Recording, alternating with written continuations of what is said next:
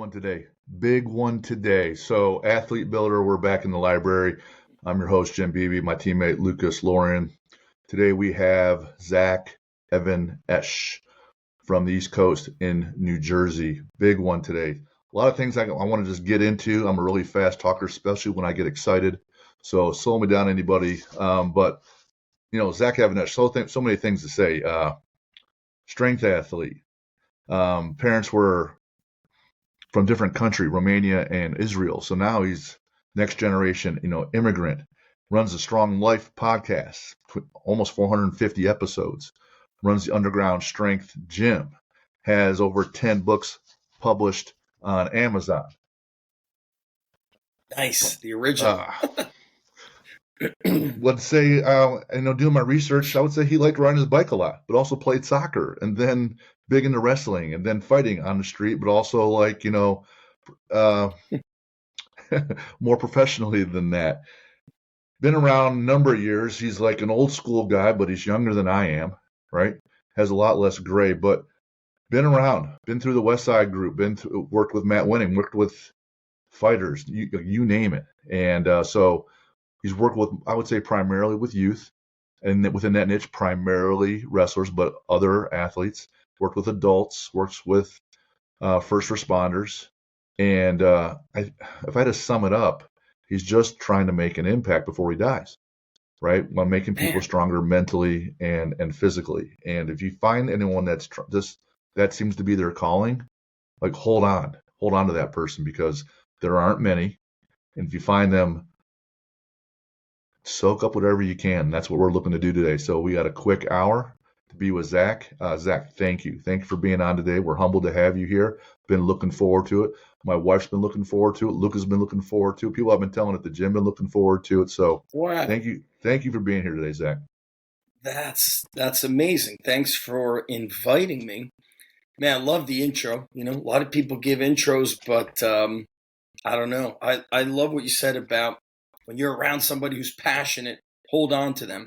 Because, before we recorded, we're talking about Lucas in his kind of initial stages as a strength coach. You're getting your butt kicked and you're trying to build a program and you're like, damn, nobody wants to work with me. And I still go through that stuff today. And it's crazy. So I'm excited to chat with you guys, learn from you guys, hear what you got going on, answer questions. Stuff you said about my youth, Jim, I think you and I are about the same age. Yep. The talk about like fighting in the street was more like getting beat up in the neighborhood. Right. And, I had this conversation with athletes last week. As I said, you guys have a strength coach. We're teaching you how to train. You're training for sport. I said, but that's different than how I grew up. I started training because I was getting beat up and bullied. And I ask kids, who stole your lunch recently? Who said they're going to find you after school and kick your ass? They all said nobody. And I said, yeah, so you have no threat. What happens if you lose, this track meet, or you don't even place, or you're not the starter? Nothing. And so those kind of like that lack of threat, I think, it doesn't inspire people to really work hard. So real cool. Also, Jim, your story, that's how my buddy started Spartan Race. Was he was working on Wall Street, and he's like, man, the more I was in this business, the more unhealthy I became. He's like, the way I made more money was I had more dinner meetings. He's like, before you know it, you're having 3 dinners in a night. And he said that and coming across somebody who was crazy fit in his apartment complex, Joe DeSen, he said the power went out and some guy was like climbing the stairs with dumbbells. And he said he was ripped. He was getting ready for one of those early days adventure races. And he said that inspired me. He's like, that changed my life. But so interesting to hear parallel backgrounds, but we're from, far, 12-hour drive for me to get to Indiana. Yeah. It's always interesting to find out what shapes people's psyche. It's probably one of my favorite things. If you can figure that out, man, not that I'm great at it, but if you can figure it out, then you can find the root cause of things, and then the buttons to push. And I agree. Like I was out of shape, fat, 300 pounds fat, I'm out of breath playing catch with my son Jack. And I made sure that my German Shepherd was really well trained, so that if the ball went poorly, I can get the dog to go get the ball for me, so I didn't have to. And then one day I asked Jack, "Hey, what are you going to be when you get older?" He said, "I want to work on being an athlete." I go, I always thought, yeah, so did I, but I let that whole piece of my life drift away for a lot of reasons. And when my son says that, and I'm manipulating myself so I can be less physical, you have sometimes these epiphanies, these drunk bottom out moments where you're like, man, fuck that shit. My kid wants this, and how can I help? Right. So I get that. So one of the first questions is, why build stronger people for you? Yeah. Well, I'm going to preface this with an apology, because sometimes one question is asked and it's like a 20-minute answer. Sure. So it's broad too, broad question. Right. Well, I love the question. I love the story with your son.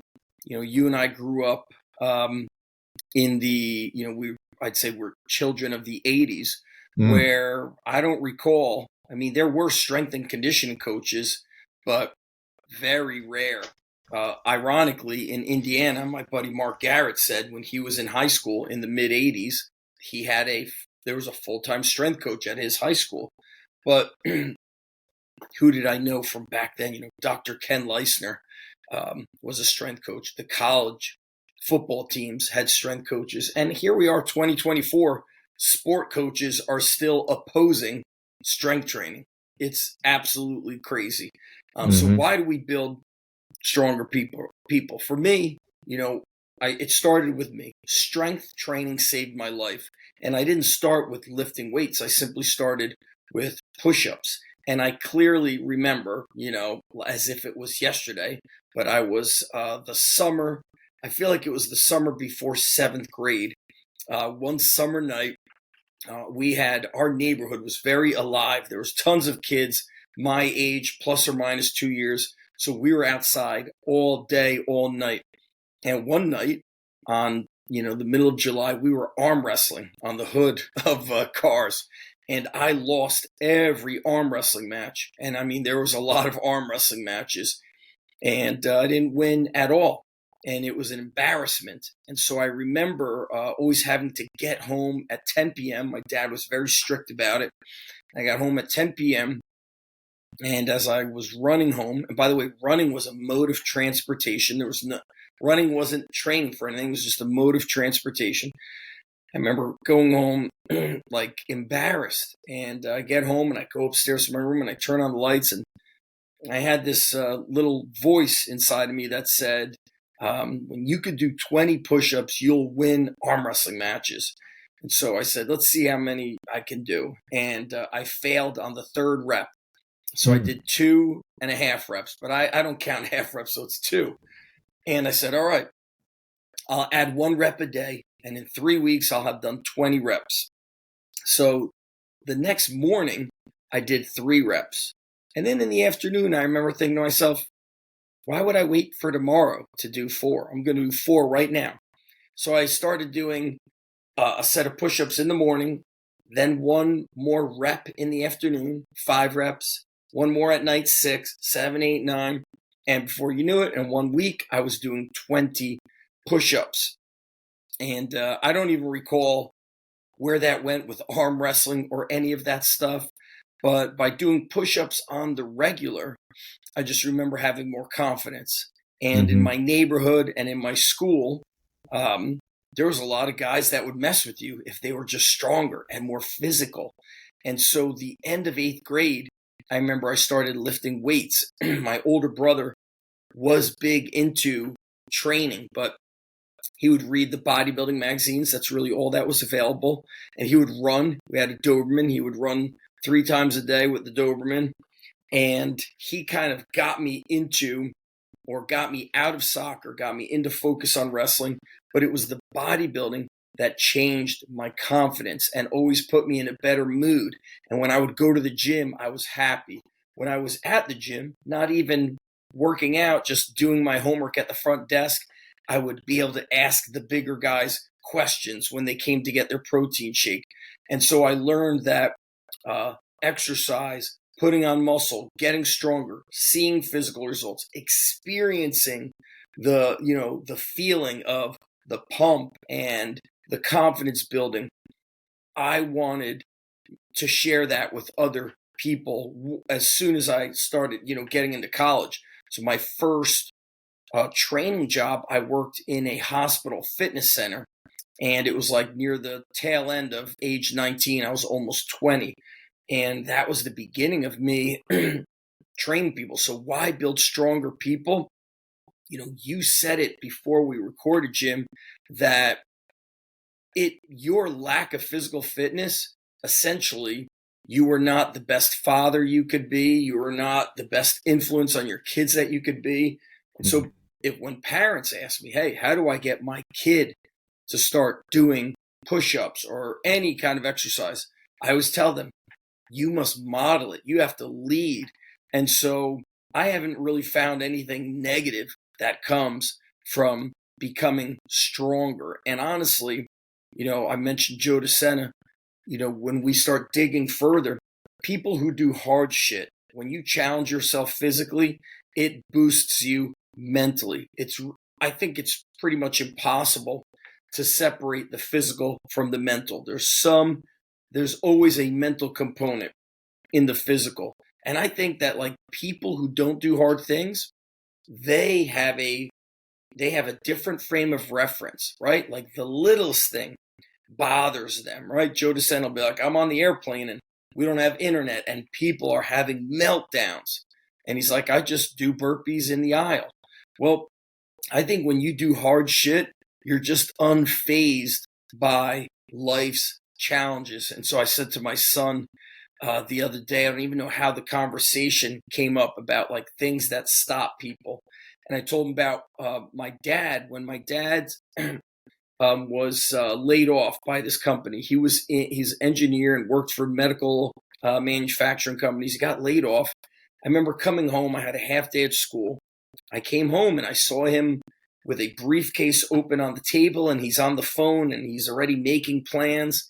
Whereas I've seen and know people who get laid off today who go unemployment for, the max. And I'm like, I don't think my dad knew there was unemployment. He probably didn't want the unemployment. And so I was telling him, my father from Romania, his family went to Israel. I think he was like 11, 12, maybe 13 when my dad was in the military. And so when he had this new business of his, it was in a very bad area in New Jersey, inner city, one of the murder capitals of New Jersey. He had to fire one of I think she was like the secretary. So this secretary's fiance is like threatening my father's life. And, most people would be like, I'm not going to go to work. I'm going to get this sorted with the cops. My dad just got a concealed and carry permit and just continues going to work. And why? My dad escapes, him and his family escape communism. He comes to Israel. He works on a kibbutz. You go to a kibbutz, and how do you get your meals? You work. You have to work to be able to get your food. Then he's in the military. Then he's an immigrant in America. He went through so much hard shit that like a guy saying he's going to kill him, he's just like, people have shot at me when I was in the army. I'm not afraid. He just went straight to his business. And I just think of how normal people who don't do hard things, if the wind blows 5 degrees the wrong way, that's it. Everything's over. My world is ending. And that's why I continue to train hard, because it makes me resilient. Life has so many ups and downs. You working, in banking, you see what has happened to the economy. The cost of living, it's like triple what it once was. It's stressful. It's stressful to feel like, man, I got to make more money. I got to provide. And I think if I didn't have the physical background of consistently going through tough things, I would be, falling apart. And that's why I feel everybody, whether they're our age, but especially our youth, wow, our youth need to get back to, as JFK said, daily vigorous exercise. Yeah. Yeah. And that was, you're right. That's a long answer. And I took, I struggle there's to be concise. there's a number of points that you illustrated that I absolutely love. One, with the push-ups right off the bat, we're big on the book Atomic Habits, and if you want to improve, you just it goes through on how do you build habits. And so you started off with a habit, and then you measured it, and then you can't really improve the habit until you have it. So you have the habit, and then you're measuring it, so you're quickly improving there, and then you saw results.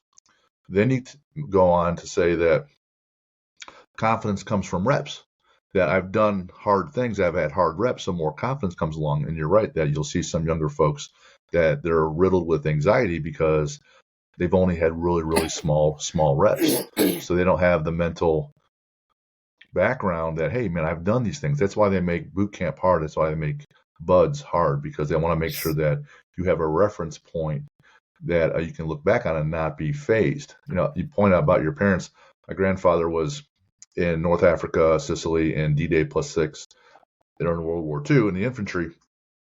And one of the stories he told me later after he was back and obviously had his kids and then me, I asked him about the war, and he didn't really talk about it very much. But one of the things he said that, hey, Jim, I was injured. I said, I didn't know that. Really? Where? And he goes, in my face.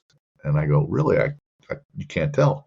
Well, there was some explosion went off. There was some shrapnel hit him in the face. And they had like a makeshift tent out there in the field as their operating room. So they're performing surgery on his face because his mouth is kind of like pulled like over here, right? And so they had to cut it up and fix it. And to this day, you wouldn't know the difference. And so when he comes to and he's talking to the doc afterwards, post-op, he goes, "Hey doc, how did it go?" He goes, "Man, by the book." My grandfather's like, "Great, that's great news." And the doc goes, "No, literally, I've never done this. I had the book opened up, and I had to figure out what I was doing." And he's like, "Okay, great." Fast forward, survives that, and he becomes a barber on the east side in Cleveland, where I grew up. And, goes through the 60s where there's long hair in the 70s. And so I was born in the early 70s. And then I would ask him when I was younger, I said, well, what's life? You get nervous running your own barbershop. You got 5 or 6 chairs. It seems like it's busy. I never seen you worked up, whether it's busy or not. And he said, whether I'm making a lot of money or not a lot of money, I'm not getting my face shot off. So what do I really need to be worried about? Frame of reference changes the frame of, Right. So I love it when my favorite PR or goal with an athlete in the gym is not a big back squat, but that's pretty high up there. It's the mental PR that when I say, hey, here's what we're doing next today, or they see the program on the board, or if I adjust it right in the middle, they're unfazed and they're just like, all right, next obstacle. So when they get to that point where they don't care, they start thinking critically, how can I attack the next piece? I'm like, my job's pretty close to done. Like mentally, you're pretty much there where you don't care. You're just pushing. All we have to do now is tweak. Man, you're at that last piece, and it's so fun. And if I can get that mental PR, like you just said, where I have this frame of reference where I'm not really worried, that's like for me the mecca of training athletes. And you guys do it better than so many others. Yeah, I think we're doing a really good job. We're always trying to get better. The underground strength gym started so long ago that kids I once trained now have their own children. They're married with kids, and I'll hear from their parents, or they'll reach out to me 10, 15 years later, or they'll review something on LinkedIn, and they'll say it was because of those hard workouts that I stayed with. Kids were staying for years and years. They're like, that gave me the foundation to really try to excel in my academics and my internship during college. It helped me stand out. And it's just a consistent reminder that hard work, it's hard to measure. Like, what is hard? But you know it when you see it. And I believe in training today, and Lucas could probably speak to this even more because he's interned, I don't know how many years ago, but at least somewhat recently at the college level. I've said there's just too much technology. you're testing and measuring everything, and you've gotten away from just fucking working. And I was just at the NSCA state clinic, and it was so much like measuring and this and that. You know, some people are into that, and we need those kind of coaches who have that eye and that mind. But I love to, I love it, but I believe through experience, not because it's just some false belief. Athletes need to do a lot of grunt work because it makes them durable. Now I'm seeing athletes injured before the first game of the season. They're falling apart from preseason, from like first 2 weeks of practice. Like they can't handle, football install. Ankles are all rolled. We're tearing ACLs. We're dislocating shoulders because we fell down. I mean, in the 80s, we fell down all the time on cement. And so what does it show? Like all this advanced training, and we still have tons of athletes who can't do a pull-up, not pull-ups. Or I'll tell you, if I bring in the freshmen, the summer before freshmen for football, you get like 40-something kids to play football. We line them up, 20 on each side, and we start counting out push-ups. Many, I'd say 50 to 60, 7% can't do one push-up. And it's like, guys, you knew you're entering a sport where you're smashing into people, and how do you get off the ground? Why are you not doing push-ups on your own? And it's got to start at home. The school isn't going to save you. Look, I'm a local strength coach, but it helps if you show up and can do 10 push-ups, 20 push-ups. And so that is a missing component in today's youth. So, Lucas, when were you at the two colleges? What years? So I interned at Purdue when I was there at 2018. I was going into my senior year of college. And then right after my senior year of college, I moved on up to the University of Maryland, where I interned with their football program for about a year. So was Aaron Wellman at Purdue, or he was at Indiana? Who was at Purdue? Aaron Wellman's at Indiana now. The head strength and conditioning coach at Purdue at the time was Justin Lovett. Okay, I know that name. Yep. And then when you went to Maryland, why am I forgetting his name? He's been there for a bit. Who's Ryan Davis? Ryan's been there for a bit. Yep. So Ryan Davis, the head strength coach. Yep. I know Ryan. I don't know Justin as much, but I see Ryan like it's work. You're working. And so, I think that's a missing component in the football and combative sports. I see a lot of clean, squats, sprints, jumps, but I don't see as many calisthenics. I don't see a whole lot of carrying. I have a great old VHS tape. We put them on. I got somebody to convert him of Dr. Ken when he was helping Mike Gentry at Virginia Tech. And they did something called the Ironman Challenge. And the Ironman Challenge is just, it's the 80s because, Jim, if you recall, the station wagons had like the wood panel on the side. Yes. They're pushing station wagons. They're sprinting stadium stairs with weight vests. They're doing farmer walks, tire flips. They did this awesome drill. They called it like the swamp carry. It was multiple crash mats. And on one side was different objects for them to carry.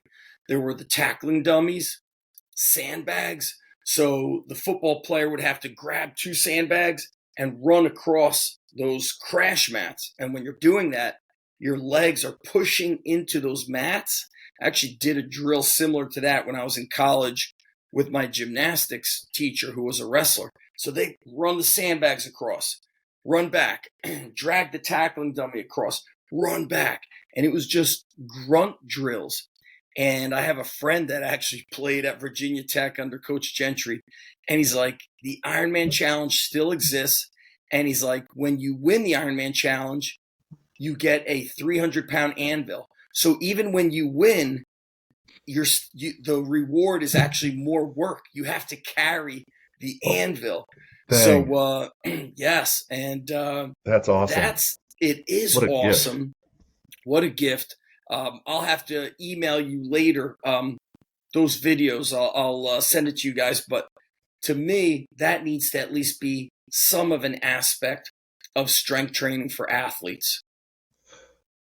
I'm kind of curious. Do you think with the way strength and conditioning is going now, with everything is record, rank, publish, everything's posted on social media, everything is so data driven. You can't make a program better without having data. I mean, I think most people would probably agree on that, but like, do you think that has kind of hindered the strength conditioning field just because everything is so based on a number, and then the test and the test becomes the goal, and it could certainly sway the coach. For example, let's say we're using one of the force plates.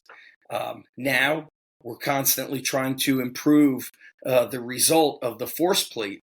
Whereas I'm not going to mention the force plate, but when I was at one of the D1 universities, our best guys tested poorly on the force plate. Why? Because they had an extreme attribute. One guy was too powerful and he needed to raise up his, strength and this and that. But that's what he thrived on, not just physically, but mentally, to the point where, on a Sunday, he would, one of the best wrestlers who went on to become a two-time national champ, he said to me, Coach, can we work on our fast twitch muscles tomorrow? So I made sure during the warm-up, we segued into jumps and plyo push-ups. And when we would do box squats, he actually, he felt better when we did more of a dynamic effort. But we could do max effort weighted pull-ups. He would do weighted pull-ups with 90 pounds, which was 80 or 80% of his body weight. And then here would be my question, Lucas, is what if there's no social media? Would you actually do that exercise? Sometimes I think coaches are posting things that I'm like, I would fucking never do that thing. Or you're training two guys. Where's the rest of the team? Are you only doing these small groups so you could, boost social media? And then if we look at a technical aspect, you're looking at the velocity. You're tracking velocity and you're looking at bar speed. What if the movement is done incorrectly or doesn't have a full range of motion, or the back is in a bad position, but he or she moved the bar faster? Is that considered a win? In my opinion, it's not. And so you're so busy looking. Now, the benefit and the positive to it is this younger generation that's in there, and you look, how old are you, Lucas? 28. You're 28. So the guys in college are, 18, 19. Well, some of them with the recent COVID years and all that shit could have been 25, but they were kind of born and bred with technology.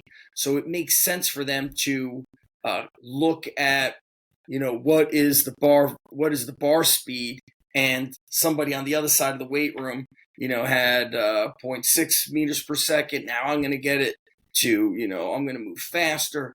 And so that makes sense to them. So I like technology to teach kids to compete because that could be a missing link. But I think that sometimes the coaches get so caught up in that the program is just way too perfect. And then I look at the sport, like a violent sport like football, wrestling, even girls soccer. Every time I watch our girls' high school soccer team play, I go back and all I think about is how we need to get stronger and kind of build durability, because these girls are somebody kicks a ball more than half a soccer field and the girls are running to head the ball. So I'm not thinking, what is the velocity when they squat? What is the bar speed? I'm thinking strengthening their back and their traps, or there's kind of a loose ball and the girls just smash into each other. Or when they're kind of on the sideline, you see them pushing each other. I look at, last week I saw girls lacrosse playing, and I was, I'm very consistent with, after you're done with, a certain jump, I have them stick the landing, hold it for 3 seconds. I do some slow eccentrics. Oh, now we know why. Because when I was watching you, your opponent put the brakes on and cut. You could not put the brakes on, and you need to be a better listener for me. And I can't really measure that, but it's the art of coaching. You got to pick it up with your eyes. And so, there's the good and bad with everything. Were the simpler times better? Probably not, but I think we're at a place definitely where we are overcoaching a lot of things. And I'm seeing a lot of problems physically that I didn't see, I'd say, I don't know when the iPhone became popular, 2012. Like pre-2012, I wrote an article on this at Simply Faster. I didn't see athletes with like all these tight ankles who couldn't do a proper squat. I just didn't see all these like simple issues that now we're like, you got to become a mobility expert to fix these kids. So today I trained high school wrestlers, and I got kids that can barely do a bodyweight squat because their ankles and hips are too tight. And it's like, that was not an issue before 2010. And leading up to 2010, I had trained thousands of athletes already, and I was never seeing these issues. I would be willing to guess is that there's kids are not as active doing things outside of their sport. I remember, you would go to practice, or, your day you didn't go do your sport. You didn't go to school and just do your sport. You were doing things outside or whatever you were doing. You're always moving around, going and doing stuff and being involved with other things outside of your sport. Yes. Outside. And I agree with you when it comes to the ankles and hips, because I feel like I'm always having to talk to guys about ankles and hips. It's just, I'm glad someone else is saying it and seeing it, because I feel like it's just me, and it makes me wonder, is it me? Is it just me that has to deal with ankles and hips, or is it just more of a problem? So I'm glad you said that. Because or are you just picking up on it because you're smarter now, you're more aware of it? And listen, it's interesting. Sometimes a big name person has to announce it. Like I saw Kelly Starrett mentioned Derek Hansen, who is a sprint coach. He consults with NFL and Olympians, and he's talking about like the lack of GPP. And I'm like, K-Star, I've been talking about that for over a decade. And you mentioned the activities. I'll remember not long ago, like two brothers. One brother didn't show up. I go, where's your brother? He mowed the lawn. He's exhausted. How big is your lawn? Like, it's like you're exhausted after mowing the lawn. And so all those, being outside, kids, what Kelly Starrett stated on his Instagram is his daughter, I think his daughter does water polo. They're so busy running to all these practices that they're not enough time to do proper, strength and conditioning, or at least, like a regular session. I found myself the past few years telling parents, hey, come in 30 minutes once a week. I mean, I can't believe that but it pays dividends. It pays off, but that's what they have available. 30 minutes once a week. That's insane.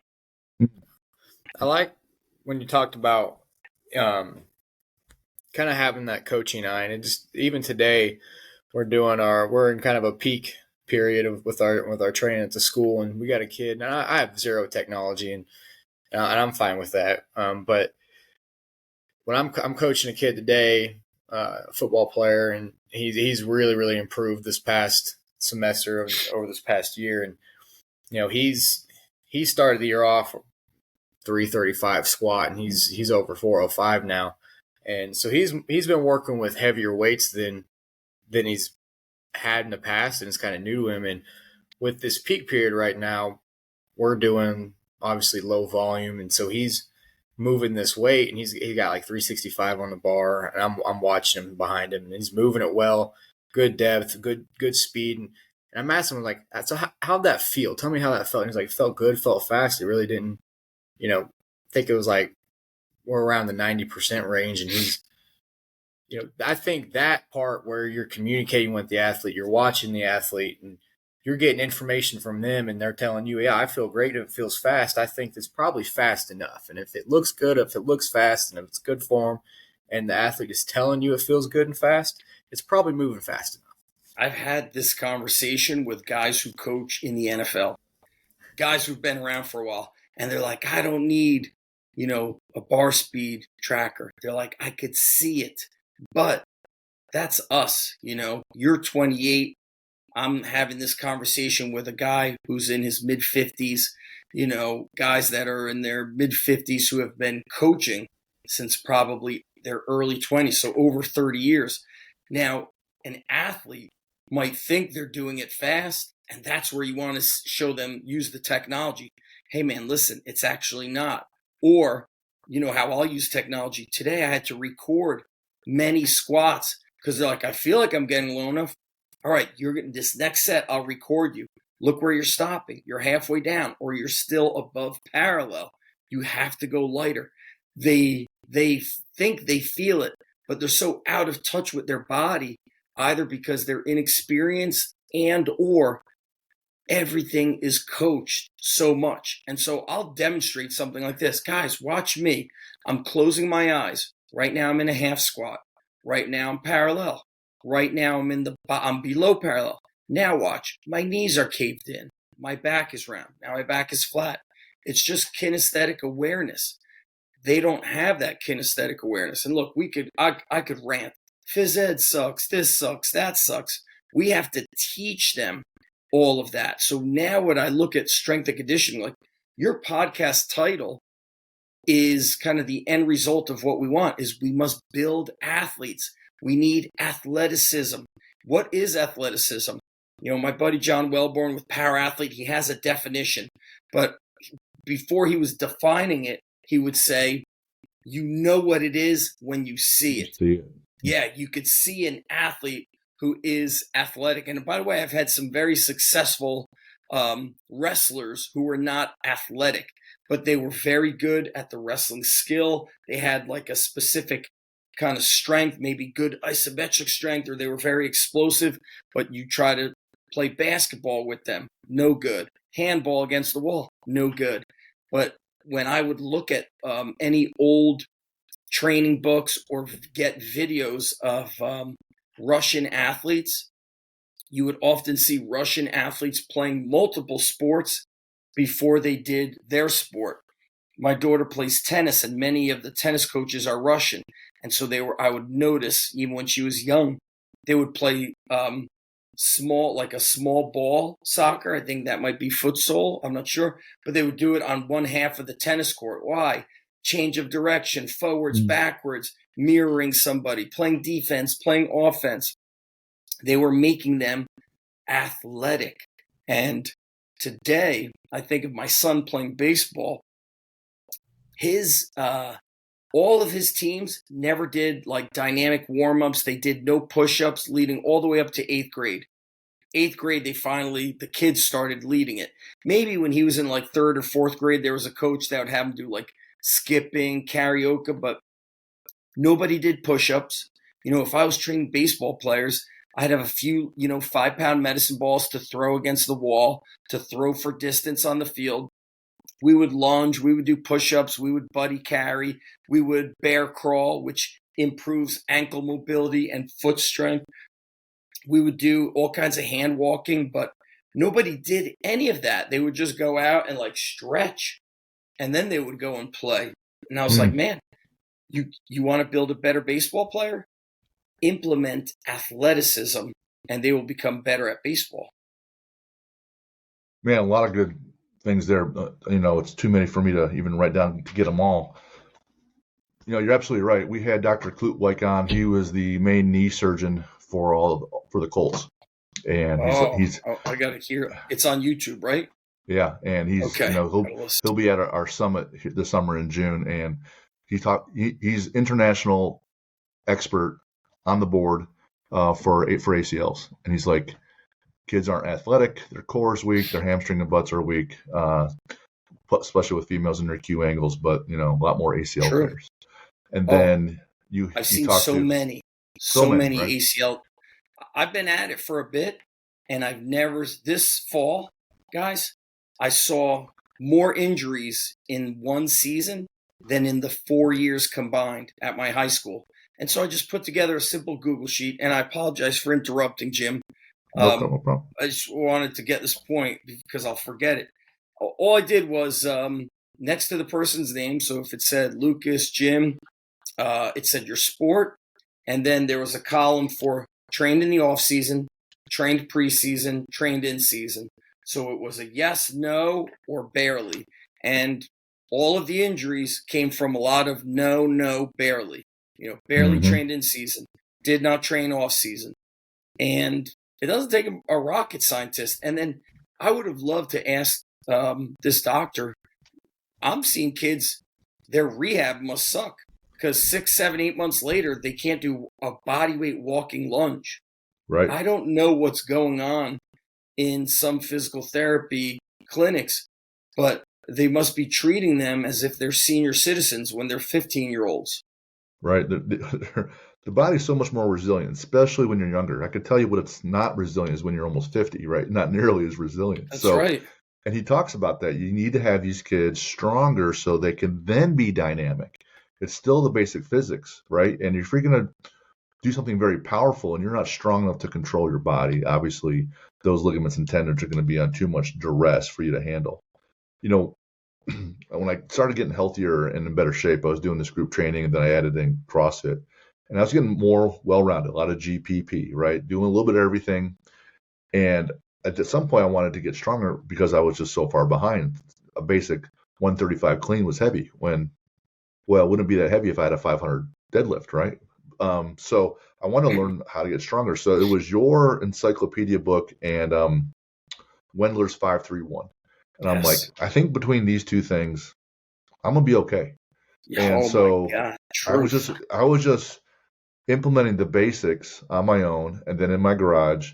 And then for the first 2-3 years at my CrossFit gym, it's like 531 in basics. And one of the first things I was thrilled to buy was like I bought a bunch of sleds, and people are like, well, why that? Why not just a barbell? I'm like, when you're moving, you're under all this time under tension, but your body has to handle the load while you're moving. I'm so glad you did that. And it's going to just pay a big difference. I don't have the master's in kinesiology, but I got to believe you're pushing weight for a long time, it's just going to be better for you. And then years later, I learned all the what force behind that, but it's true. And today I was just training these kids that are playing in college, and I go, all right, the last 4 weeks we did a 10-minute EMOM of 30 seconds of work, 30 seconds of break of sled drags, and I make it competitive. You don't want to be last. So there's that mental component. But this week I said, well, I'm switching it up. It's just going to be carries. So everybody's going to grab some 53 kettlebells a pair, and I want to see who gets the most distance over these 10 minutes. And they're like, this isn't really training. This isn't really, us getting ready for our sport. I said, yes, it is. And here's why. It makes you durable under duress. Look, guys, these kids are breaking from practice, which means they're unprepared. Why are they unprepared? The training is too specific, and it's actually ineffective. And it's important for me to give credit. In the early 2000s, I purchased, it may have been from the Jim Jones website. It may have even been CrossFit. But they had a Dan John VHS tape. Maybe it was a DVD. And Dan John was just doing sleds, carries, and my early conversations with Louis Simmons were all about GPP. Sled carry, sled drag for time, different carries for time, med ball slams for 5 minutes nonstop. And by the way, you guys are not far from Ohio. You should do a visit. You should get there. You've been there. I also got to put you in touch with my buddy Jeremy. He's in Indiana and Ohio. Jeremy Hartman. So he trains a lot of Hartman Performance. Yeah. He trains a lot of powerlifters, but he also trains athletes. And we talk about this stuff all the time. And he's got high-level athletes. Like he had guys just do the Olympic trials out in Penn State in wrestling. So he's developing these powerful, strong, durable monsters, athletes. And I'm excited to listen to that podcast with your doctor friend because, and by the way, I know not every physical therapist is treating these kids in this kind of, Sure. fragile snowflake manner. But from what I'm seeing, it's a lot of them.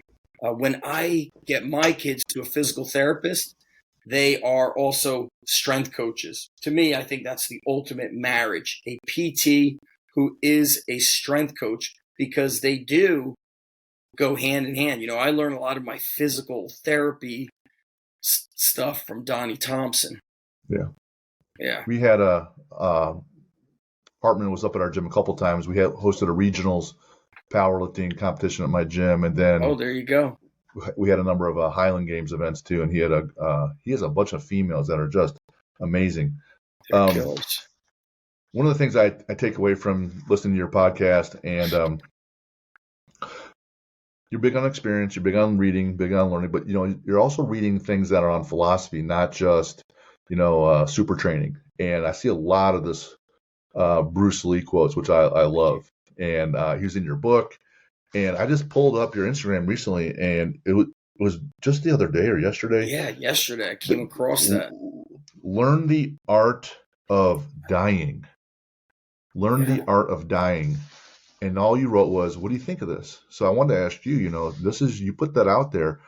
And, I tried to think about this before. I want to not just hide behind the question. I want to be able to answer it myself, I guess. And I think for me, learning how the art of dying is, I don't know, right or wrong. I want to live my life to the point where when I'm ready, when it's time for me to die, I'm like, okay, I did what I could. I don't want to be the person that's like, God damn it, why didn't I do this shit? Or if I had another year, or if I were in my 50s or 40s, and then you have to learn how to die well without fear and understand where you're going next and have faith. It was, I think, the second component in my mind, but I didn't really have a good answer, but I want to hear what your answer was. I'm going to play it. Let's see if I can hold it near the mic, if that would work.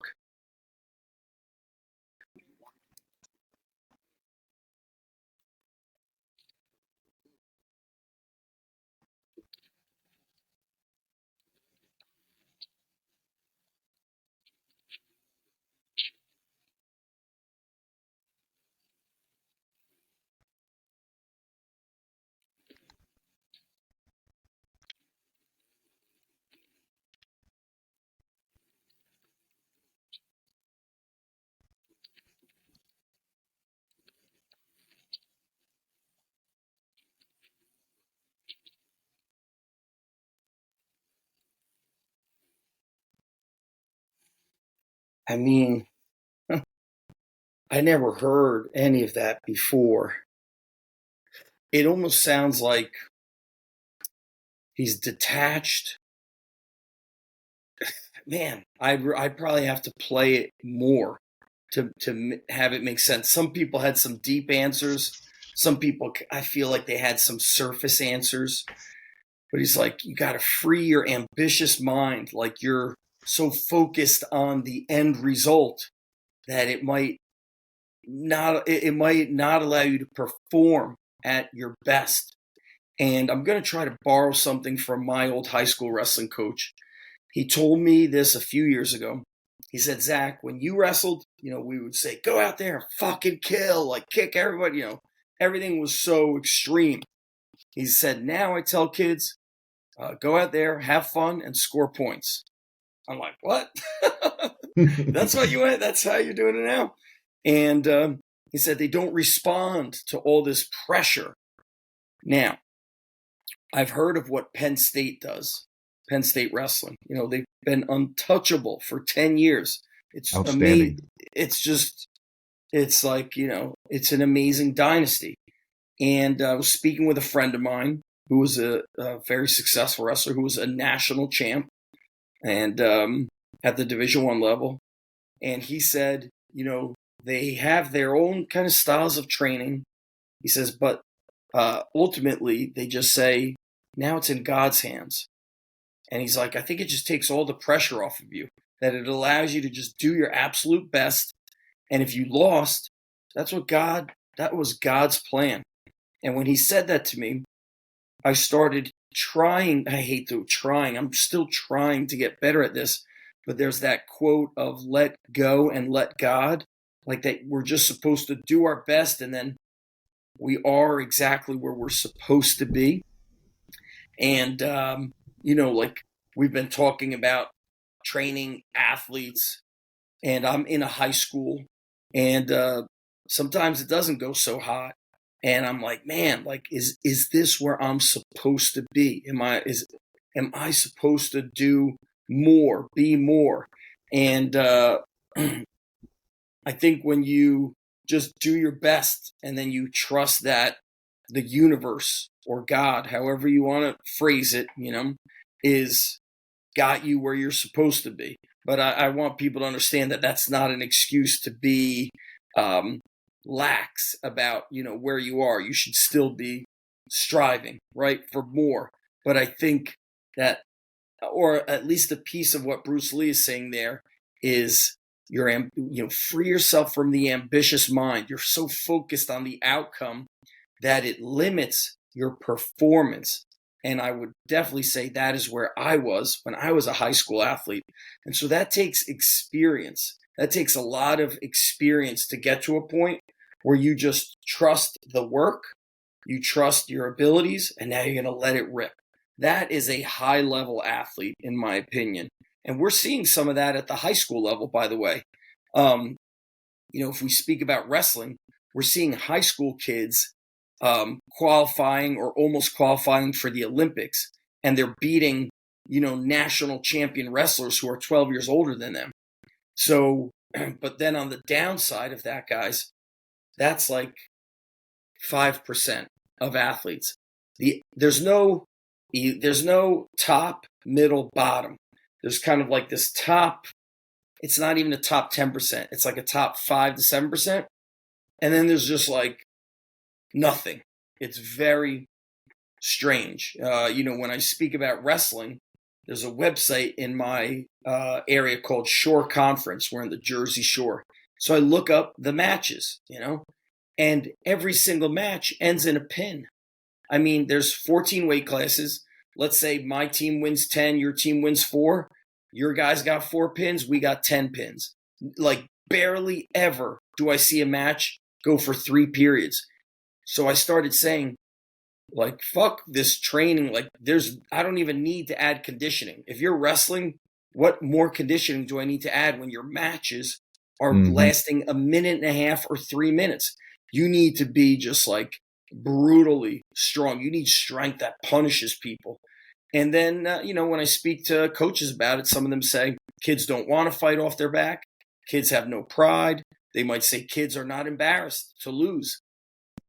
I was embarrassed to lose in front of a crowd of hundreds.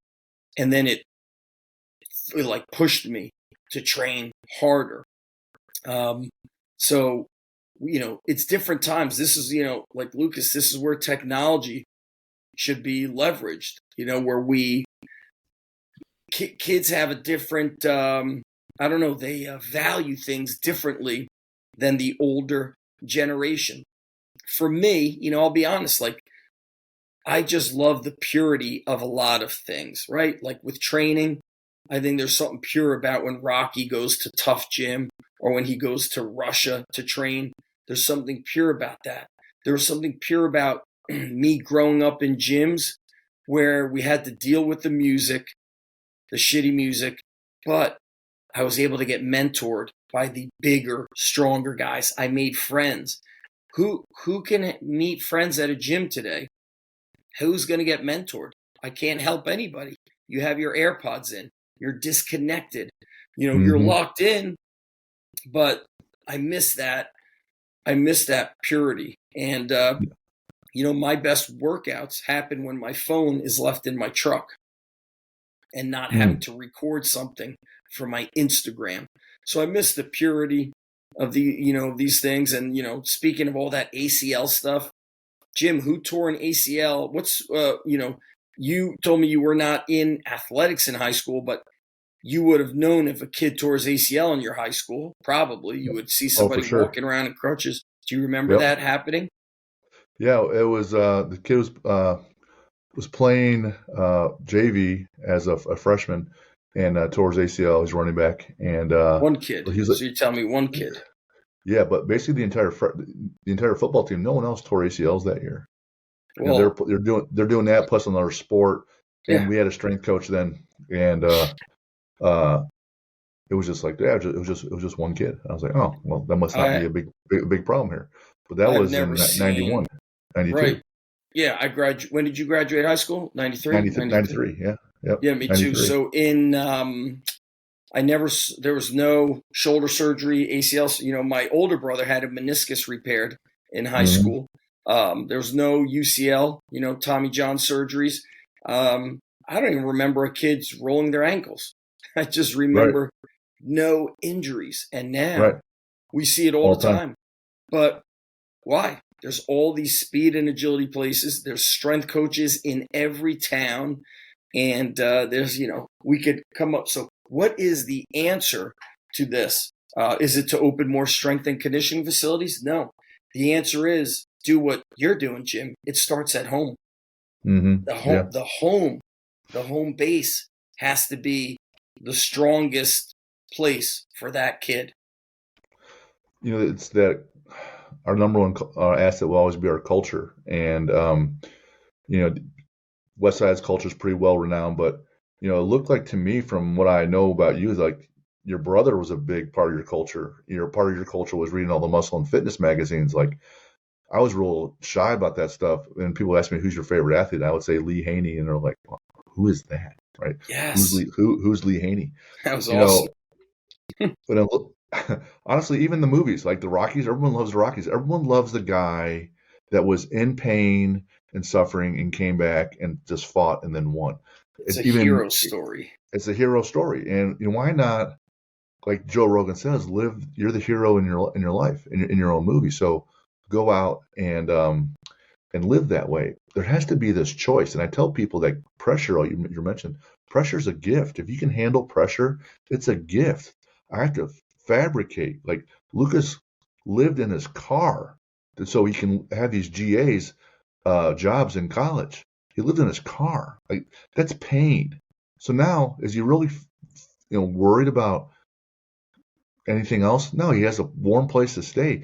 My face isn't getting shot off, right? So this pressure is a gift, and when they don't have that, or like Dave Tate's logo is that guy on the back squat, and his mantra is under the bar.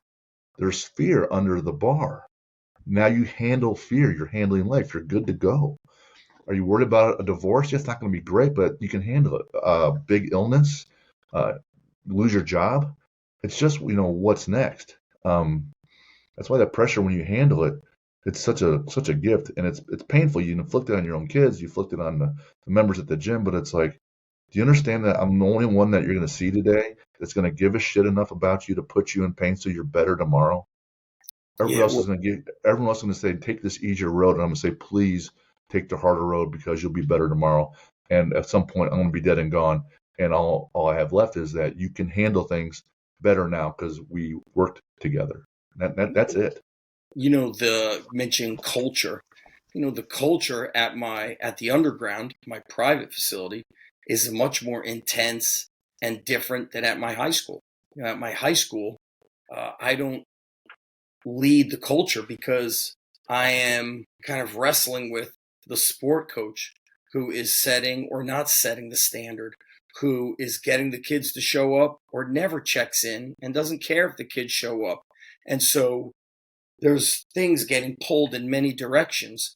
Whereas at the underground, we are on the same bus and we're driving in to the same place. And, you know, our destination is victory and success, and not necessarily victory by points on the board, but victory in areas of our life. And, you know, mentioned Lucas sleeping in his car. When I first did certifications, there was always a guy that would sleep in the car. Yep. And then, of course, somebody said, "Hey, man, you could just sleep on my hotel floor." And guys would fly from overseas. They were so hungry to learn, and they'd say, "I just had enough money to buy the plane ticket and rent a car, but not enough money also for the hotel." And those guys were fucking hungry and they fucking wanted to learn.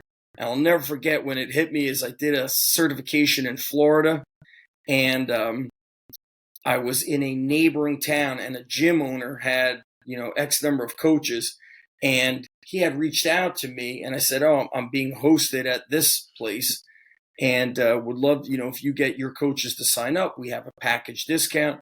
And he's like, "Well, let me know when you're in my area." And I'm like, "I am in your area."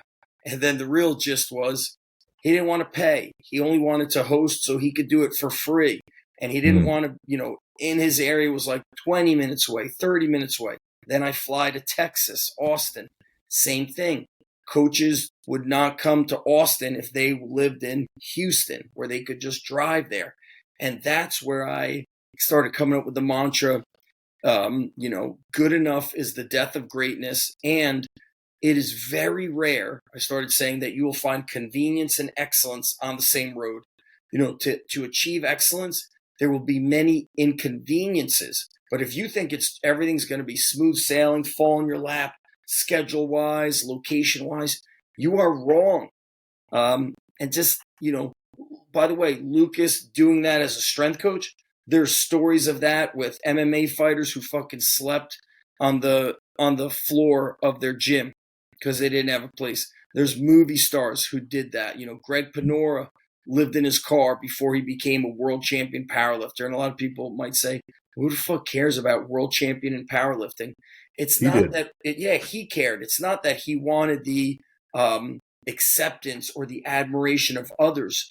A lot of times strength training is kind of like you're squashing your own demons, whatever those demons are. And, a lot of people are just not willing to experience pain, or discomfort. So for me, sometimes I say wrestling taught me how to do that. But the reality is my wrestling coaches taught me how to do that. If I had shitty coaches, they could have taught me nothing.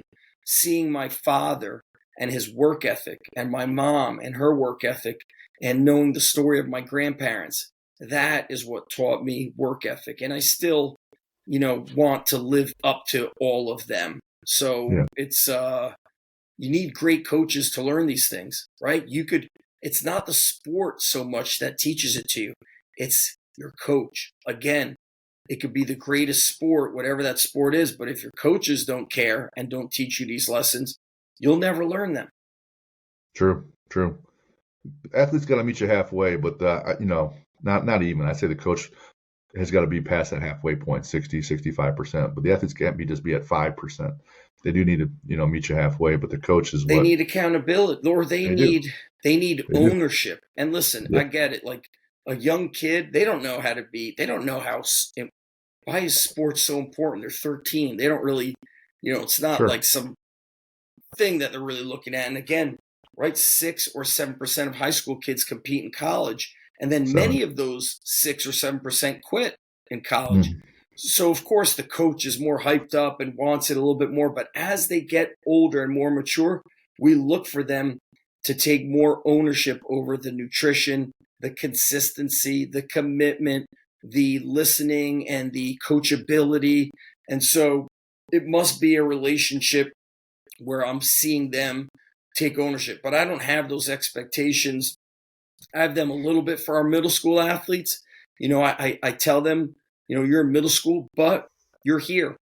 And I expect you to be different. I don't want you to be like the other quote unquote normal kids. Right. When I talk, it gets me, personally just excited hanging out with people that are trying to make an impact and push others, especially athletes, to improve.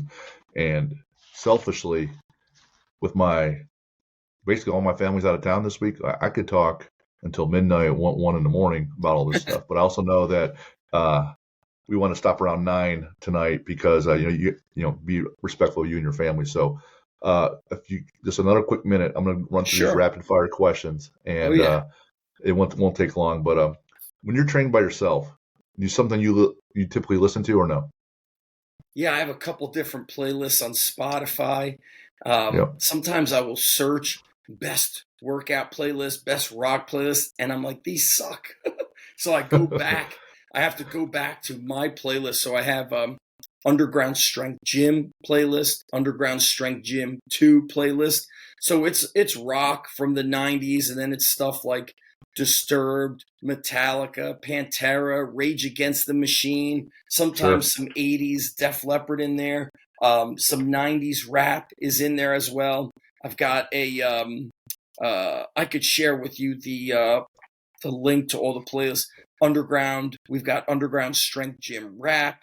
Sometimes I listen to country, but like when I'm training legs, I'm usually going into more of a darker place. Not that I'm like lifting crazy heavy like I once did, but I still need to have a little bit of anger before I'm squatting. And, if I'm like deadlifting, then I might listen to, I got to pull this one up. Oh, dang. Crap. Of course let's see. Here we go. I'll have to look it up. I'll listen to some pretty heavy shit when when I'm deadlifting and like pulling PRs. AC/DC sometimes. DMX always good. Yeah, I'm going through some stuff, some old school GNR, Guns N' Roses. So I like stuff that gets you going. Awesome. Rocky never goes old. It never goes old. It's never. Crazy. From the mid 80s, I'm still fired up from it since the mid 80s. That's insane. That final fight scene in the first movie doesn't take a lot of time in terms of the film. It's like 6 minutes or 8 minutes, and then there's about 3 minutes where you start skipping through all these rounds, and that song, that montage that comes on is that bell that's dinging, right? And that's David Goggins' favorite little song and musical. If you listen to him, when he did that 24 hours of pull-ups, he just had that one song, which is like 3 minutes long, on repeat for 24 hours. The same song as he was doing his 20. I have a friend that beat his pull-up record, and he's a very under-the-radar guy. He just sold his gym. He's a very smart businessman, lives in Colorado, and he beat his pull-up record, and he just, amazing. Joe Hashi is his name. You could follow him on Instagram. What's a bucket list adventure that you haven't been on yet? Maybe you and your wife would want to go. Yeah, I don't know if my wife would be up for this, but I would like to be in an RV. I told my son we would actually do this and travel cross country or up and down the coast and do things like fishing, hunting, finding old school gyms. Like, to me, such a, if you heard the song Simple Man from Skynyrd, like that would be, to me, just great. Like, I love spending time with family. Simple stuff. So that to me would be the best. Yeah. I don't have the driving stamina I used to. I remember when I was younger, like, I'll drive to Florida straight through. Now after like 4 hours, I'm like, Jesus, give me coffee. Favorite sports movie? Or favorite one or two? Yeah, well, of course, I love the Rocky films. They get me fired up. There's a movie based on Bruce Lee called Dragon, the Bruce Lee story. Mm-hmm. That is awesome. I love the Rocky films. To me, they're not so much about sport. They're about life. And I can't remember. Do you have another movie question? Because if not, I have to share with you some of my favorite movies. I thought you might say Vision Quest, being a wrestling guy. Yeah. I wanted to shoot to win that match, honestly. Really? That's crazy. Because he just seemed like he was just a machine like the other guy and was driven and vicious. And I'm like, you know what? I kind of want him to win. And right. But I think that's not what happened. That is kind of like that is the enigma of sports, is like, you're the best, but for how long? There's always, we watch Olympic champions losing in many sports, but of course we see it in wrestling and these other sports.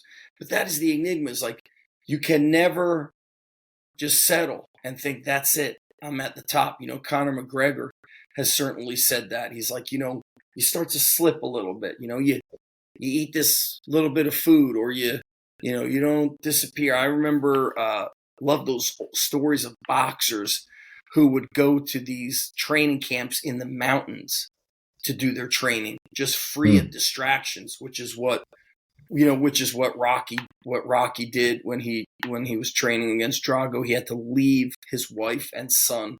I mean, it's just amazing. I mean, I don't like going away for a weekend and being away from my family, but the Rocky films are great. And of course, I'm a big Sylvester Stallone fan, so I love Rambo First Blood is really one of my favorite movies. He's coming out with Rambo New Blood, which I can't believe it. And I'll have Last to Blood was going to be the last one. Right, I just saw a trailer, Rambo New Blood. I can't believe it, but I tell you what movie I really love. I love a good revenge movie, so I love The Equalizer, the first one.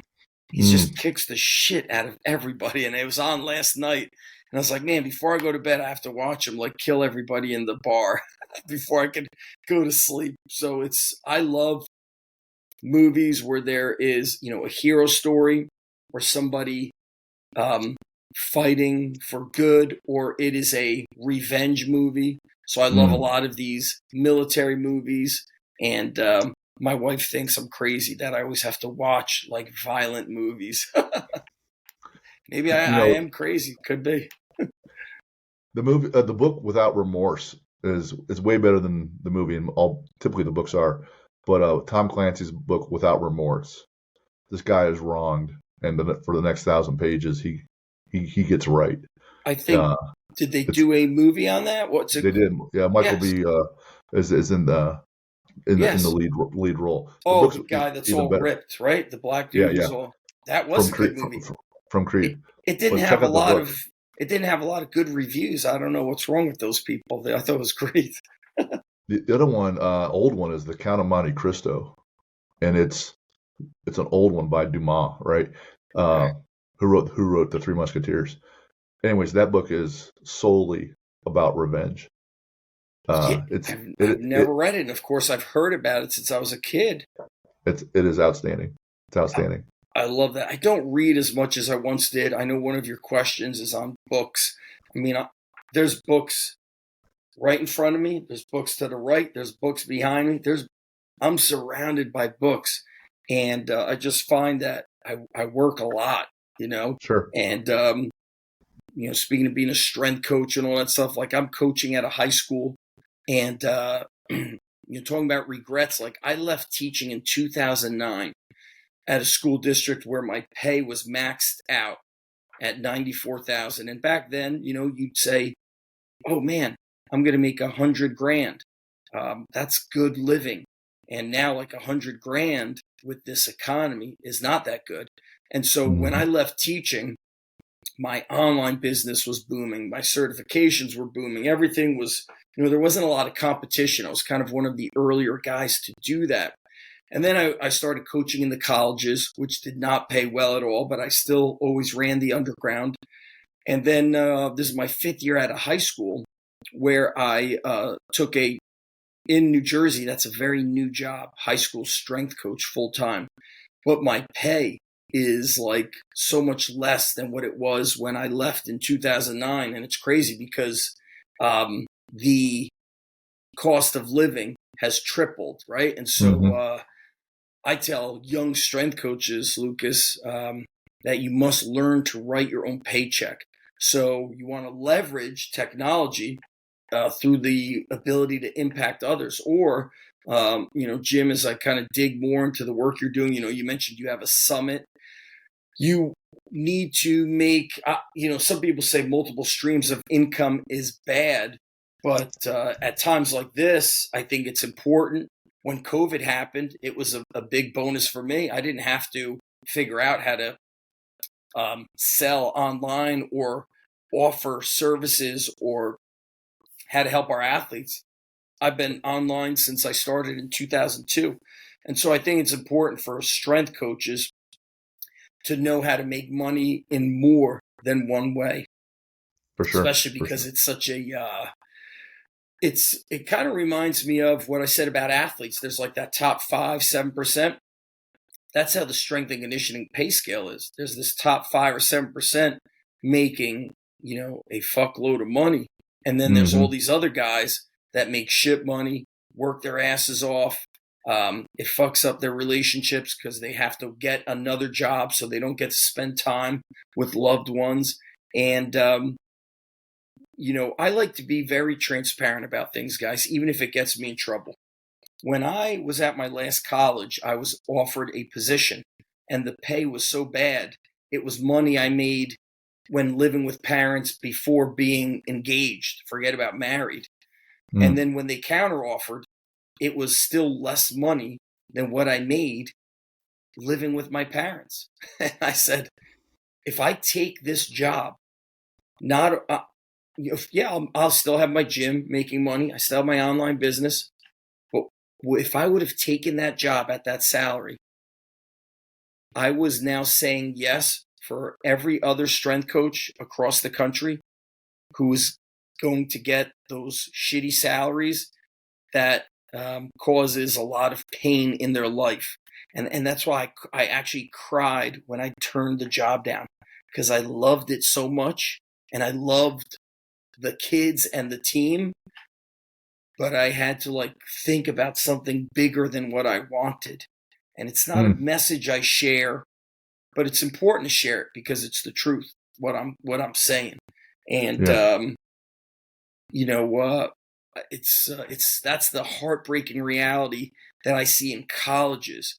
Is why is there a multi-million-dollar facility and this person is getting paid money that is, they definitely need another job. They definitely cannot buy a house.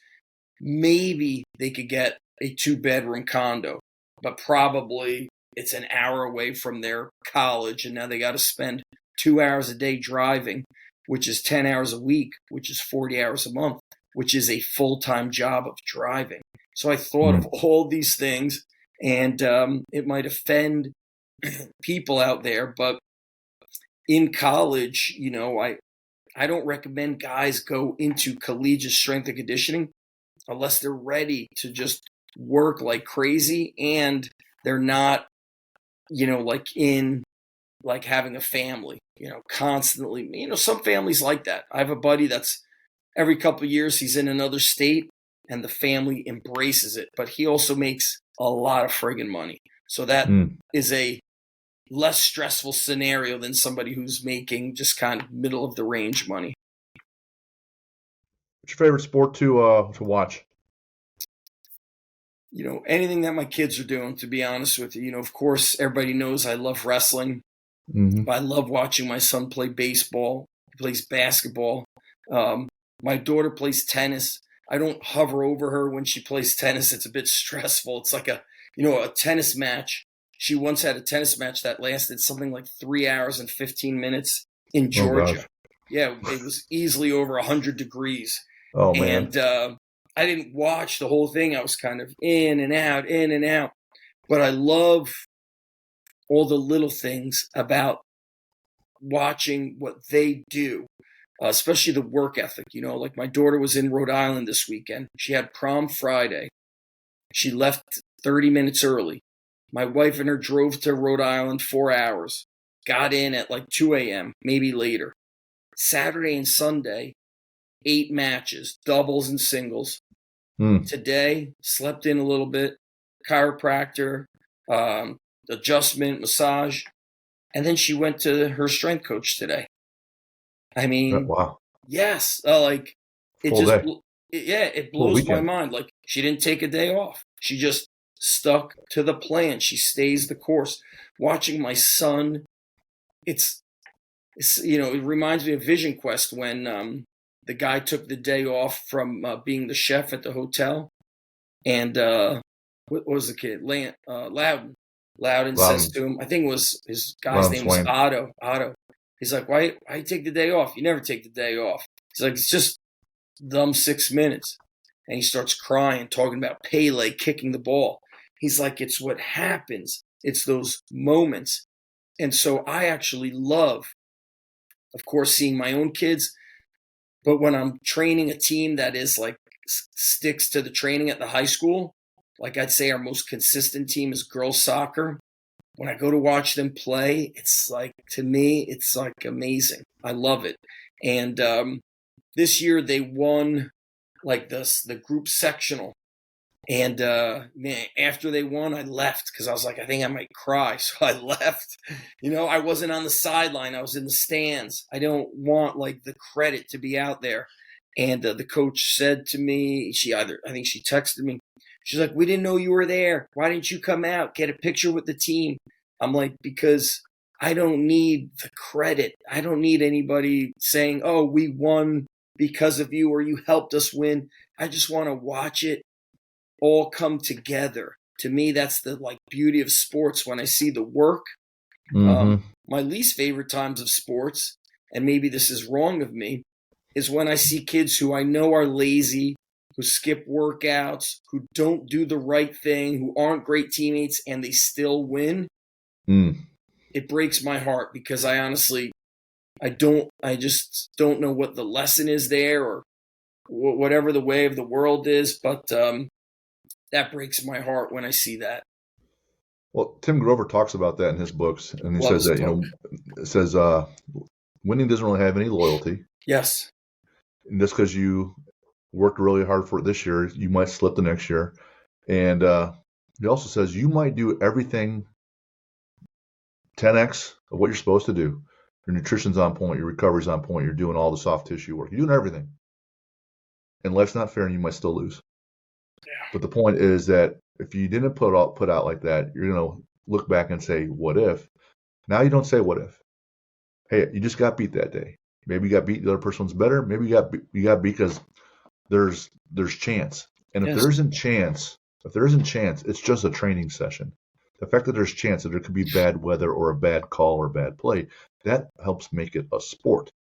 Without the chance component, it's just a training session, right? So that's part of it. The winning's not loyal, and even if you do everything right, you might still lose. So you still put out as much as you can to give yourself the best shot. Right. Which is why, like my wrestling coach, who's gone the route of saying have fun and score points, it's like let it rip.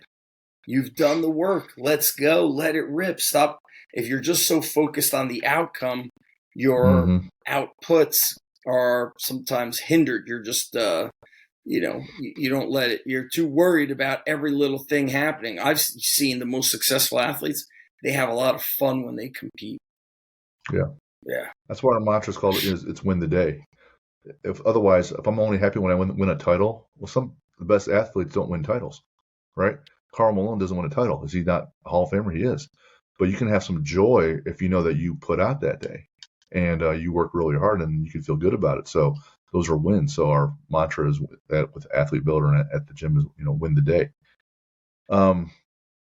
Favorite book? Do you have one or no? Yeah, definitely. Turning Pro by Stephen Pressfield. I love that book. I've gifted that book, so often. Usually I gift it when I do certifications. His book, The War of Art, is also amazing. But Turning Pro, he thought it was just going to be for authors, and then, dentists and doctors and athletes and just people from all walks of life started getting it. I can't deny or dismiss that Arnold's Encyclopedia of Modern Bodybuilding, that book changed my life. So did his Education of a Bodybuilder. Those books were tremendous. I have books around me here, and I always like to keep books in reach. And then, business books that a lot of people don't know about this guy because he was an Ohio guy, by the way, but he kind of started getting out of all the marketing stuff around 2012, 2015, Dan Kennedy. And he had he has many books, but he has a series of books called No BS books. And people used to buy them at places like Kinko's and things like that. And you would get kind of into his books, and then you would enter like his universe, so to speak, which would be like physical newsletters, CD of the month. And so my favorite books that impacted me tremendously in business from him was No BS Wealth Attraction and No BS Time Management. And my God, those books are so great. You could buy them on Amazon, used for like $3. They're such great books. And then, of course, I love a lot of the old books. The Way to Live was such an amazing book. I bought the original one on eBay in the early days when eBay was more like a garage sale, like a real, how do you say, like it just wasn't right now eBay is like, it's kind of like an Amazon. And then it's not a book, but the old Strength and Health magazines from the 40s, 50s, and 60s, those are a must read for strength coaches. I mean, those magazines are great. You guys might even be able to find them at like garage sales and stuff like that. People cleaning out, their grandparents' basement. Strength and Health magazine. I've got so many of them, and you mentioned your son earlier. I just had this memory. Somebody sent me a box of them, and my son was much younger. He's almost 16 now. Maybe he was 8. And so this box had them, and he said, "What is that, Dad? Is that fan mail?" And I, laugh. I was like, "Yeah, somebody knows that I love this stuff, and they're willing to part with it." And they sent me all of their collection for free. So I got fan mail. That's awesome. Man, what a gift. Great gift. Favorite superhero and favorite villain? Favorite superhero started for me as the Incredible Hulk. I used to watch the one with Lou Ferrigno. And my parents have a photo of me where they took my jeans, cut them into shorts, and then put the sleeves on my arms, and I made it like they were muscles. So the Hulk, must have inspired me before I knew I would become, bodybuilder.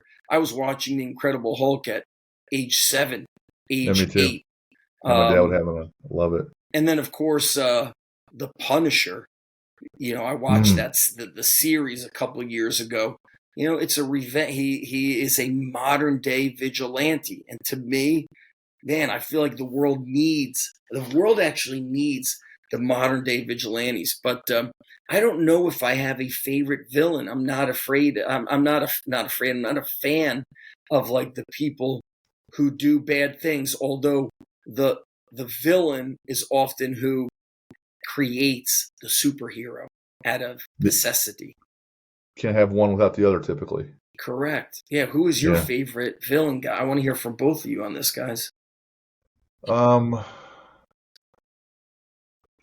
would maybe say I typically say Hannibal Lecter.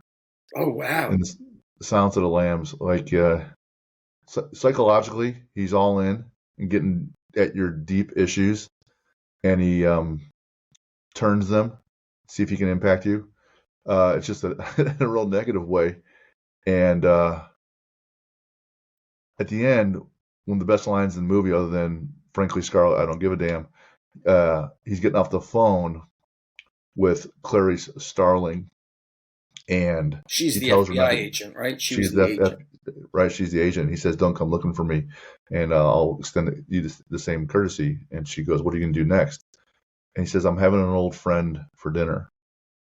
And he says, "I'm having a friend over for dinner. I'm having an old friend for dinner." Mm-hmm. And as he says that, he's looking at the old warden that we used to torture him. Oh. He's getting off the plane, and he was there where the warden was going to hide out in this little exotic island, and he was about to go kill him for revenge. And, wow. And I didn't pay attention. I haven't watched that movie for a while, but I remember him in that island outfit. Right. Oh, that's my goodness. That is crazy. And I was like, I just like, I don't know, for some reason, right or wrong, probably wrong. It kind of spoke to me, I guess. I don't know. That is interesting. Lucas, I'm excited to hear from you. Palpatine from Star Wars. Who's the name again? Darth Sidious. Oh, he's the Darth Vader's. Yeah, with the black and red. No, that's Darth Maul. Darth Sidious. Palpatine is. If you watch he's the Emperor. I'm looking him up. He's the one that influences Anakin Skywalker. Yeah. Yeah. I like him because he's just a genius. with politics. I kind of get into politics a little bit. So, with him, like politics, the way he influences it and his strategies and the way he influences war and manipulates and just the way he controls everything all the time, and everything he wants to happen happens in some sort of way. And it's just, I just really like his scheme and the way he's just a clever genius. Wow. And next to him would be Darth Vader. So I have a clear memory of when Return of the Jedi movie came out. My dad took us to the movie theater. This movie theater doesn't exist anymore. It was called Movie City 5 in Woodbridge, New Jersey.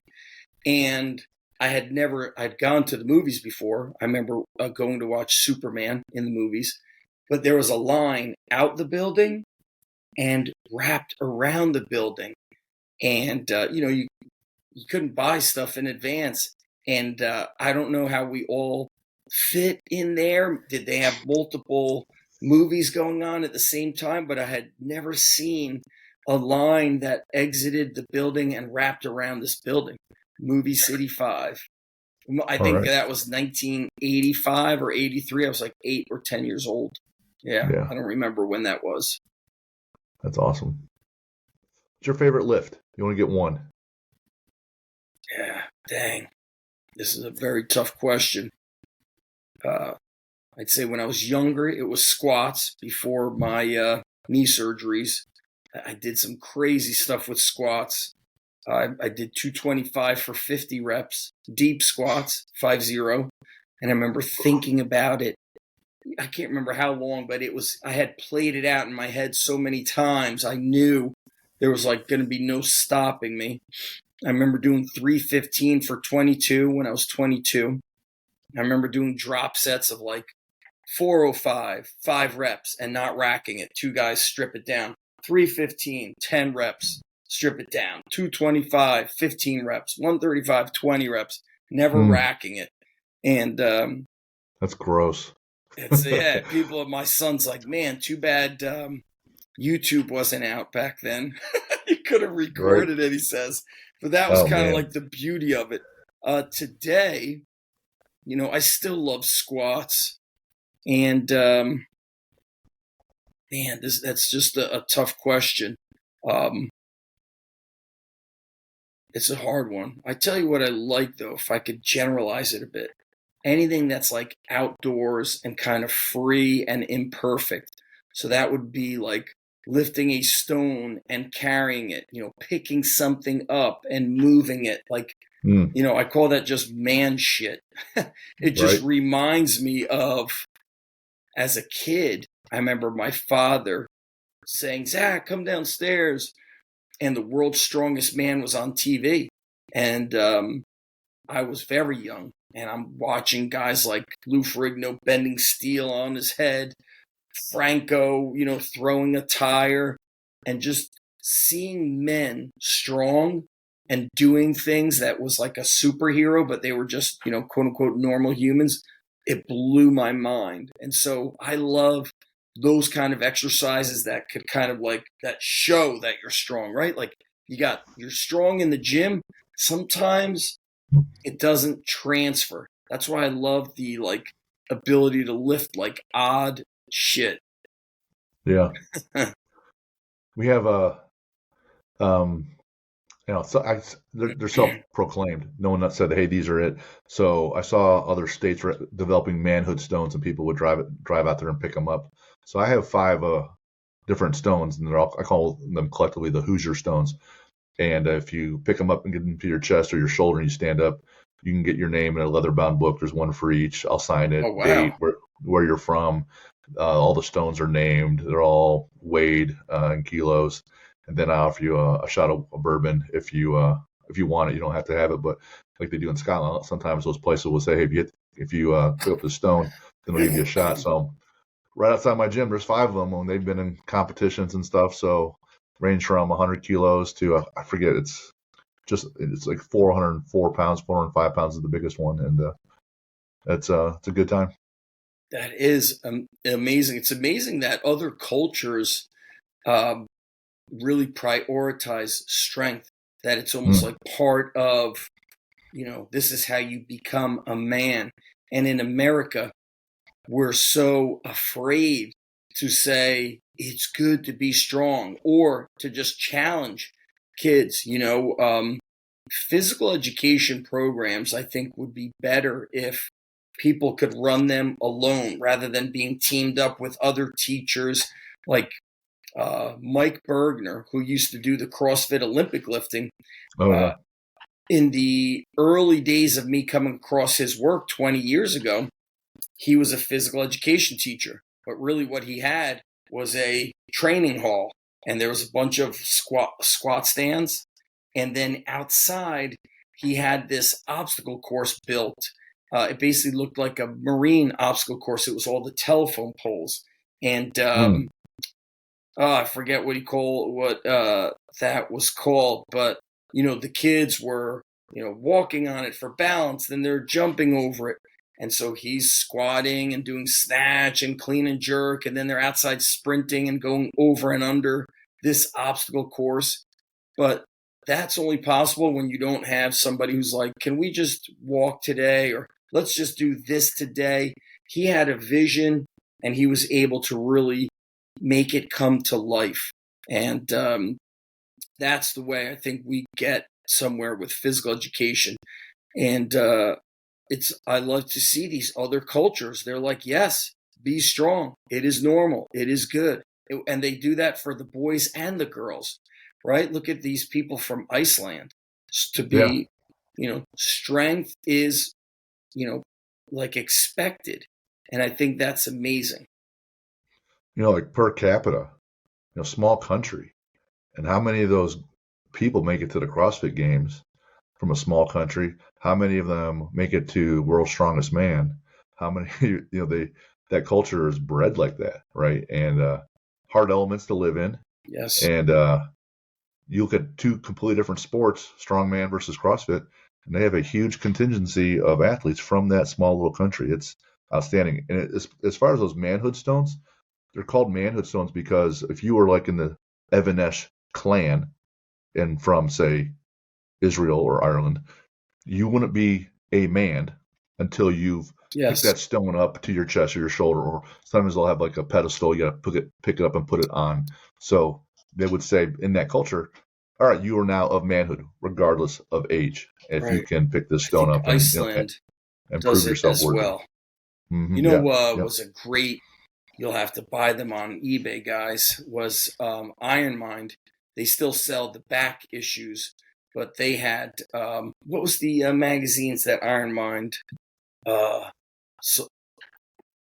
course, I have their equipment and some of their books, but I don't think I have any of their magazines. Iron Mind. Oh, it's called Milo. Yeah. Milo magazine. And those were really cool. They were a bit, very simple, but you could buy them on eBay. But there was always strongman training, grip strength training, stuff that was based on just being very strong and useful. And actually, I trained a guy online, and I'm very influenced with a lot of that because he has a squat rack that's kind of flimsy and doesn't work good for benching because it only has these limited holes for the J cups. So I have him doing floor presses, and he rolls the bar up, he hip thrusts it back, and he floor presses like that. He could Zercher squat, but everything is kind of this low volume. There was also an old magazine, like a small one called Hard Gainer. It was okay. It was all focused on like the high intensity training, one set to failure. Dr. Ken would write for them a lot, but it just was minimalist style. And Iron Mind and Hard Gainer. Iron Mind, even you could go on YouTube and they had like old VHS tapes of stone lifting, training for the Highland Games. They have that stuff on YouTube, and you'll see guys, it's like filmed out of his basement long before the garage gym thing was cool. These definitely look like they were from the 90s because back then, where could you buy strongman equipment from? Nowhere. You needed somebody to weld, and you had to draw it and take it to a welder, and they would machine it for you. They would put it together for you. and you Yeah, would just not even pray to God that it didn't break. not even York would put together things like that. No, York did not have strongman equipment, and now York really, their older equipment is better than their modern day equipment. Their barbells, yeah. Unfortunately, I hate to say it. Last one, favorite quote. Do you have one? Yeah, I mean, I say it a lot. Good enough is the death of greatness. Yes, sir. I'm just not a fan of people who are like, whatever. Hey, that's enough. Like, hey, listen, your team is only showing up twice a week. They don't show up on this third day. Yeah, but he's there twice. Well, listen, this is what we're supposed to do. Or, hey, we're going to stop training when the season starts. Why? What are we training for? I don't know if I have time. You do have time. It's going to be inconvenient. It's going to be difficult. It's going to be challenging. You're going to be tired. You're going to think your son should rest. But, we're talking your doctor friend who's talking about all these ACLs tearing because they're not strong. There's no such thing as weak and successful. There's no such thing as weak and fast. I say it all the time. We're never on the sidelines of any sport saying, man, thank God John Smith is so weak, because if he was strong, like, we'd be screwed. We need him weak. Thank God. Like, we never say that, and when somebody says, hey, it's too strong, to me, when they say that, it simply means the training wasn't properly balanced. Like, you just focused on strength.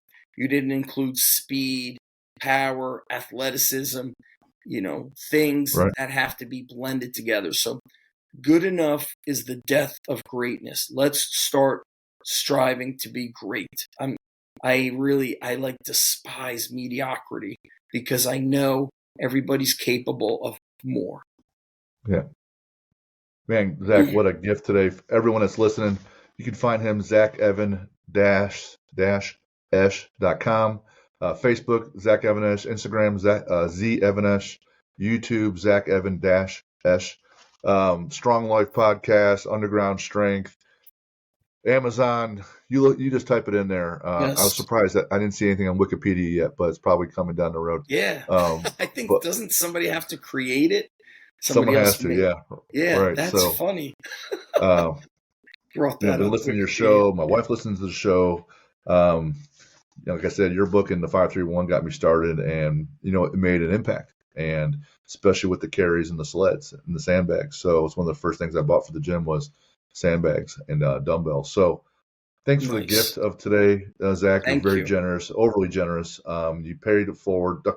I know you talked about your weekly calls with Louie, and God rest his soul. The knowledge that you took from him and from so many others, you continue to pass it on, and the impact is real. And we're very, very blessed to have you on, and we're very thankful for it. So thank you.